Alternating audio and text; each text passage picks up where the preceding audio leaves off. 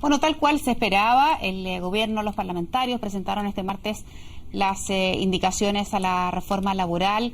Dentro de las propuestas que más generaron sorpresa está la reducción que hubo del plazo de implementación de esta reforma una vez que se apruebe, que pasa de los 12 meses, es decir, de un año, a 6.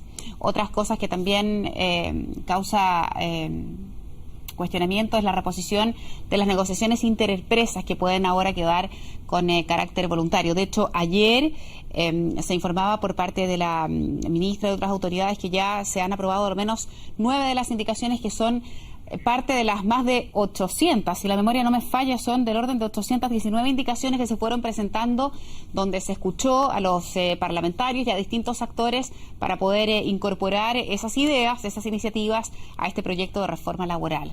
Queremos entender un poco más de ese asunto y seguir el pulso de cómo avanza este trámite en el Congreso. Está con nosotros en el contacto la ministra Javiera Blanco. ¿Cómo le va, ministra? Muy buenos días.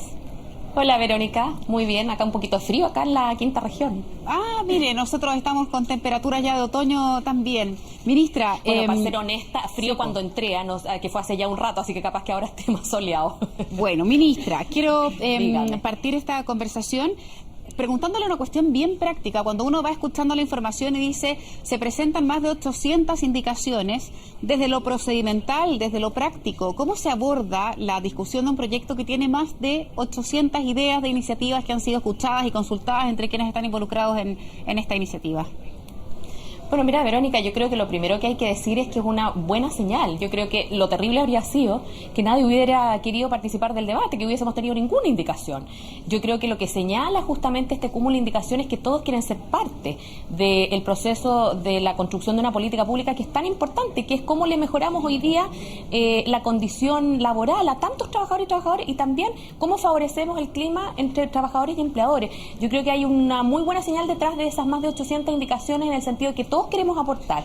Yo creo que la otra señal clara es que este es un ejecutivo que desde el primer día en la etapa prelegislativa y ahora en las audiencias que se han tenido en la etapa legislativa hemos estado escuchando. Nosotros presentamos más de 100 indicaciones que, tal como tú dices, hay un cúmulo importante que son adecuaciones técnicas que no necesariamente van al fondo, pero es una señal clara de que también el ejecutivo ha estado escuchando a los actores y que cree fehacientemente que las políticas públicas siempre pueden ser perfectibles. Lo dijo la presidenta también, en un tema tan importante que es cómo nos entendemos trabajadores y empleadores, cómo queremos que se desarrolle la vida laboral de todo trabajador y trabajadora, que es en un buen clima, con entendimiento, con trabajo decente, y me parece que estas 819 indicaciones dan cuenta que este es un tema que se puso en el debate y respecto al cual no hay marcha atrás, al punto que ya partimos la discusión en particular.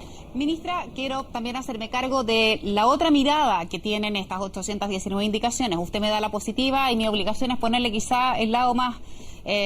la mitad del vaso vacío, dice Exacto, para poder hacer el contrapunto. Y es que finalmente dicen, mire, un proyecto que se le ponen 800 y tantas indicaciones, muchas de ellas coincidentes, pero igual un número considerable, es entonces porque el proyecto no venía tan bueno y hubo que, como dicen los más entendidos, entrar a picar porque el proyecto requería de mejorías que eran absolutamente necesarias. ¿Qué se responde también frente a eso?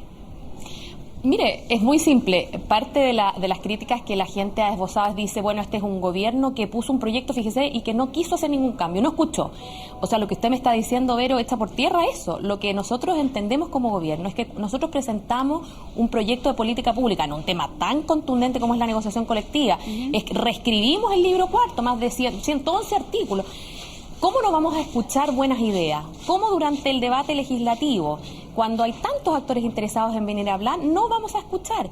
Pusimos oído y pensamos que las políticas públicas se construyen entre todos, como país. Y lo que hemos hecho es hacernos cargo de eso y no dar una señal de que esto debió haber quedado como estaba desde un principio porque somos inflexibles. No, nuestra señal es bienvenido. Queremos que todos los actores participen y nosotros como gobierno dispuestos a escucharlo, a hacernos cargo de esas peticiones, al punto que hoy día el Ejecutivo presenta indicaciones para mejorar y perfeccionar. Nosotros entendemos que en una democracia las políticas se construyen entre todos. Ahora, ministra, respecto a lo que usted decía, el libro cuarto es aquello que tiene que ver con la negociación colectiva. Respecto de eso, yo sé que es bien técnico, pero quizá para quienes están más en el mundo laboral sea interesante saberlo.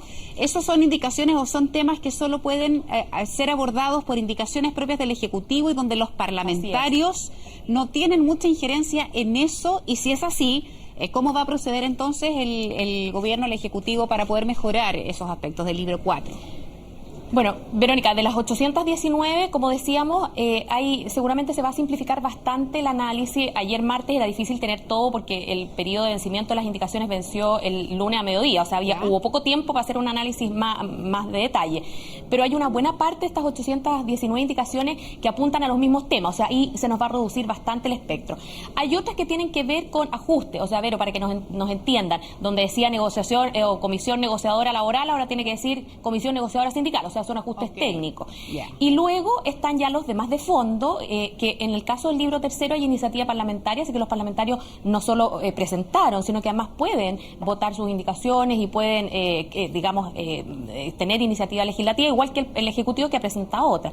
En el libro cuarto, la Constitución lo que hace es establecer que hay ciertas materias, por ejemplo, las previsionales, que también son de nuestro ministerio, y las de negociación colectiva, y esto lo dice la Constitución, no esta ministra, que sería un poco pretencioso. La Constitución, Carta Magna, que es una para todo, lo que nos dice es que hay ciertas materias que son de exclusiva iniciativa del Ejecutivo, que es el libro cuarto.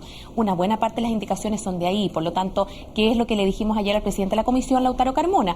Que gustoso de que nos hagan llegar estas indicaciones para poderlas analizar. Esto es una noticia en desarrollo. Yo creo que siempre es posible seguir avanzando, escuchando, y las indicaciones que nos han hecho llegar los parlamentarios tienen que ver con muy buenas ideas, queremos verlas, analizarlas, pero claro, administrativamente implica que el Ejecutivo es quien las tiene que presentar y por lo tanto las indicaciones tienen que ser declaradas inadmisibles. Ministra, desde la CPC, su presidente Alberto Salas, en general desde el empresariado, han dicho que ellos ven con temor esta reducción en los plazos de la entrada en vigencia que pasa de los 12 meses, es decir, del año, a los 6 meses. Eso por una parte, y que a ello también se suma la preocupación respecto de que finalmente este proyecto termine perjudicando o dañando de alguna manera a aquellas empresas que son más pequeñas y que probablemente su contingente de trabajadores no sea la de una mega empresa. Estoy pensando en un momento de huelga o de una negociación colectiva. ¿Qué se puede responder a esas inquietudes que vienen desde el mundo empresarial? A ver, yo creo que varias cosas. La vacancia legal, que es el periodo en el fondo que se da desde que se publique, se promulgue y se publica una ley hasta que entra a regir, ¿no? Nosotros inicialmente hablábamos de 12 meses y lo que hicimos fue reducirla a 6. ¿Por qué nosotros queríamos un periodo de vacancia? Porque básicamente este proyecto tiene muchas adecuaciones que implican que hayan instituciones que se tienen que preparar, por ejemplo, la Dirección del Trabajo. Pero como ya hemos tenido un periodo de que se presentó el proyecto, que fue el 29 de diciembre, hemos estado trabajando, pero, o sea, no es que nosotros vamos a esperar que se promulgue y se publique para empezarnos a preocupar por las instituciones que tienen que implementar. Ya lo estamos haciendo y hemos ganado tiempo. Eso implica que podamos reducir ese plazo. Todavía hemos dejado un periodo de 6 meses que creemos que es el prudente para asegurarnos, digamos, que los reglamentos y decretos estén expedidos también en esa oportunidad. Ahora, respecto del tema de las pymes, Verónica, yo te quiero decir que nosotros en esto fuimos muy responsables. Tuvimos reuniones con todas las agrupaciones de la pequeña y mediana empresa, con APYME, UNAPYME, con Rodrigo Bon, y yo te quiero decir que gran parte de las preocupaciones de ellos hoy día están plasmadas en propuestas que están en la ley. Ellos tenían preocupación, por ejemplo, si ellos iban a tener que generar información adicional al momento de tenérsela que entregar a los sindicatos. Nosotros dijimos no, entendemos limitaciones y por lo tanto la información que usted tenga es la que pone a disposición. No tiene que entrar a solicitarle a actores externos y tener que pagar adicionalmente por eso. La que usted tenga es la que entrega. También nos pedían que hubiese algún tema de acompañamiento, asesoría en las negociaciones colectivas de parte de la Dirección del Trabajo. Lo establecimos. Que en la definición de servicios mínimos el tamaño también fuera una consideración, lo pusimos.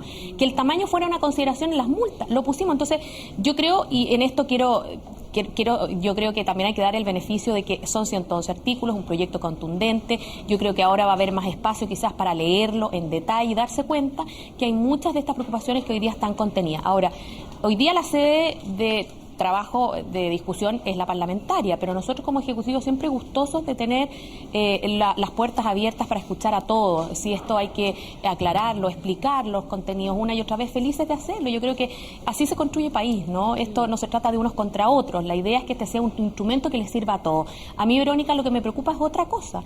Lo que me preocupa es lo que dice hoy día un informe del Observatorio de Conflicto Laboral, que agrupa varias universidades, que nos dice que hoy día las negociaciones colectivas en Chile no son la conflictividad.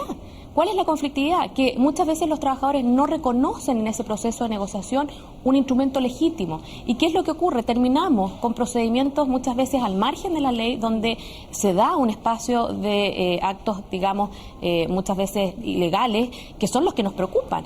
Ese estudio, Verónica, lo que nos dijo es que el 2014 las huelga ilegal en realidad no es el concepto, porque las huelgas son siempre legales, pero eventos ilegales en materias de negociación colectiva al margen de la ley, que algunos algunos casos pudieron o no haber sido violentos, fueron involucrados más de 500.000 trabajadores, mientras que en las negociaciones colectivas 40.000. ¿Qué es lo que nos está diciendo esto? Que tenemos un problema como país, o sea, frente a quienes nos dicen no hay nada que hacer, no es así. Y el segundo tema es que tenemos que legitimar el proceso legal como el instrumento real para entendernos, porque hoy día ese instrumento no está legitimado por los actores. ¿Por qué? Porque es un instrumento que fue dictado en proceso antidemocrático, en dictadura, data de 35 años, hay que actualizarlo. Entonces, es difícil pensar que alguien no quiera avanzar en eso. Sí, de las cosas que también preocupa, y me queda poquito tiempo, es aquello que tiene que ver con la huelga y poder establecer los servicios básicos que una compañía, que una empresa, independiente de su tamaño, debiera cumplir, sobre todo cuando esta está ligada a ciertos rubros que resultan indispensables para la sociedad toda. ¿Qué pasa con ello? Y aprovecho de ahí incluir una segunda beta de la pregunta que tiene que ver con si usted siente que efectivamente esta es una reforma o es un proyecto que puede equilibrar de buena manera una situación donde los trabajadores tienen el derecho a manifestarse, a hacer sus acciones y a negociar, y no por eso son demonios, y también el empresario deberá velar por el buen desarrollo de las actividades propias de aquello que está haciendo. En ese equilibrio, ¿usted siente que eso se va a cumplir con este proyecto? Mire, en esto, Vero, no estamos inventando la rueda. Lo que nosotros hicimos fue ver qué ocurre en otros países y sobre todo los organismos internacionales que llevan muchos años en esto. Lo que nosotros hicimos es ajustar la definición de servicios mínimos a lo que señala hoy día la Organización Internacional del Trabajo, que tiene años de experiencia. Usted tiene que entender que la huelga es una herramienta obviamente legítima, un derecho reconocido para los trabajadores en un proceso de negociación. La gente también tiene que entender, porque quizás a veces esto no se sabe, cuando un trabajador se va a huelga, ese trabajador suspende su relación laboral y quiere decir que a ese trabajador por cada día que para en la huelga se le descuenta su sueldo. Yo en esto invoco a veces palabras que han señalado del propio mundo sindical los trabajadores y dicen: ¿a qué trabajador por deporte le puede gustar irse a huelga cuando él sabe que al final del mes esto le va a venir de descuento? O sea, esto claramente es una situación que tiene que ser equilibrada, porque estamos hablando que el trabajador deja de recibir su remuneración. Es una situación en la que además hoy día estamos anteponiendo a ese proceso una serie de espacios de acuerdo, de mediación, que nos van a permitir seguramente resolver el problema con anterioridad a esta negociación, a este acuerdo, pero que se tiene que dar el espacio legítimo que existe en todos los países de huelga, pero en un contexto de lo que exigen hoy día los tratados internacionales, y eso hemos hecho, simplemente en un contexto de legalidad, normalidad. Pero yo le quiero decir algo, Verónica, yo creo, nosotros como Ministerio del Trabajo hemos escuchado a empleadores y trabajadores, y yo le diría que esto no es un proyecto de unos contra otros. Yo he visto muy buena recepción de parte de empleadores, muy buena recepción de parte de trabajadores, y yo espero que ese también siga siendo el espíritu durante el debate. Perfecto, ministra. Muchísimas gracias por este